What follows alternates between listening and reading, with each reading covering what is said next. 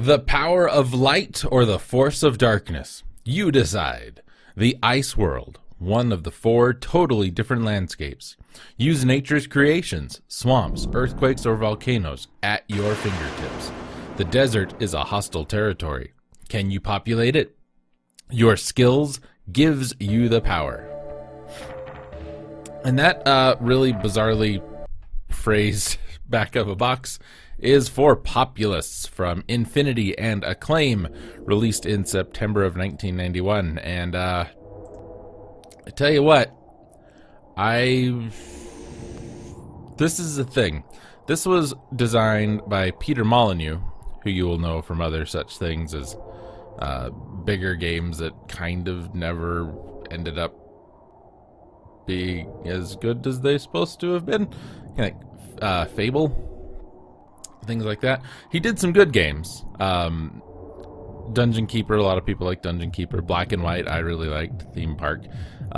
Mostly God games is what his thing was. And this one, I have tried and tried and tried, and I've never understood it well enough to play it. And I don't think it's very good from what I have seen. Let's talk about it, though. Originally released for the Amiga in 1989, developed by Bullfrog and published by Electronic Arts, it is regarded by many as the first God game. We assume the role of a deity who must lead followers through direction, manipulation, and divine intervention with the goal of eliminating followers led by the opposite deity. So it's kind of like Black and White without the creatures. Thanks, phone. Played from an isometric perspective, the game consists of more than 500 levels, with each being a piece of land that contains the player's followers and the enemy. The player's tasked with defeating the enemy followers, increasing their own population using a series of divine powers, before moving on to the next level. The game received critical acclaim upon release, critics praising the graphics, design, sound, and replay value. Is nominated for multiple year-end accolades, including Game of the Year from several publications. Supported with multiple expansion packs upon release, it's the first game in the series, which preceded Populous 2, Trails of the Olympian Gods, and Populous the Beginning. Let's see.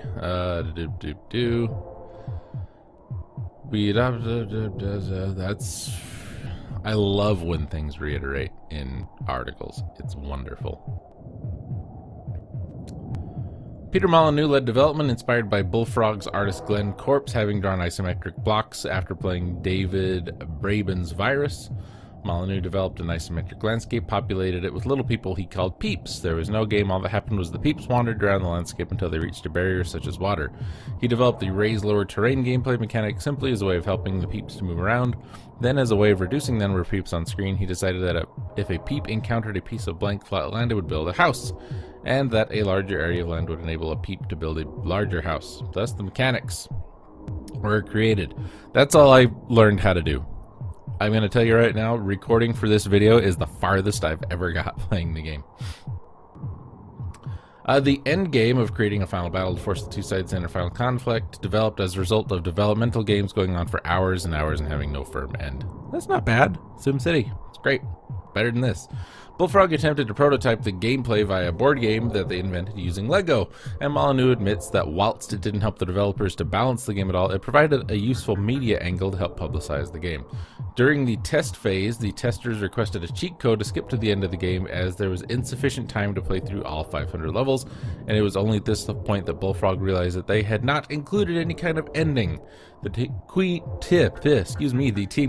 repurposed an interstitial page from between levels and used it as the final screen. It was released in March 1989. Originally received mostly universal critical acclaim, although Molyneux notes that it was released at the same time as the Satanic Versus controversy was happening, and that Bullfrog was subsequently contacted by the Daily Mail and warned that the good versus evil nature of the game would lead them to receiving a similar fatwa. Of course, it never happened. By October 97, global sales of Populous had surpassed 3 million units, a commercial performance that PC Gamer US described as an enormous hit. Of course, it did take almost 10 years to do that. That's all Amiga stuff. We don't care about Amiga stuff. We want... That's all Amiga stuff. There we go.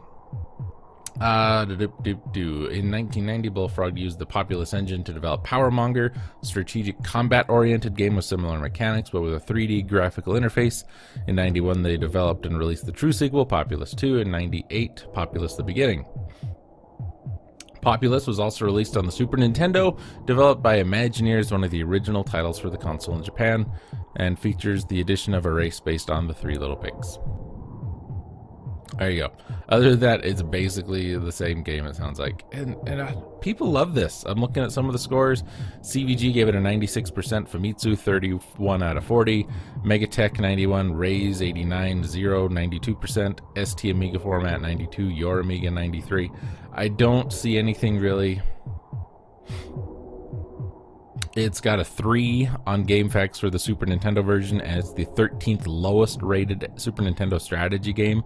And there's not that many strategy games for the Super Nintendo, so I mean that's not great. I don't know. I've never really liked Peter Molyneux's games all that much. There's just something about them. It's just incredibly dull and overcomplicated, and this is one of them. And it would help if I knew what I was doing, sure, but I don't like the isometric view. I don't like the controls. I just don't like this game. And I think even if I sat down and learned how to play it, I think I would rather play like Civilization or SimCity. Both of them available on the Super Nintendo. In fact, SimCity 2000, I think, might have even made it to the Super Nintendo once.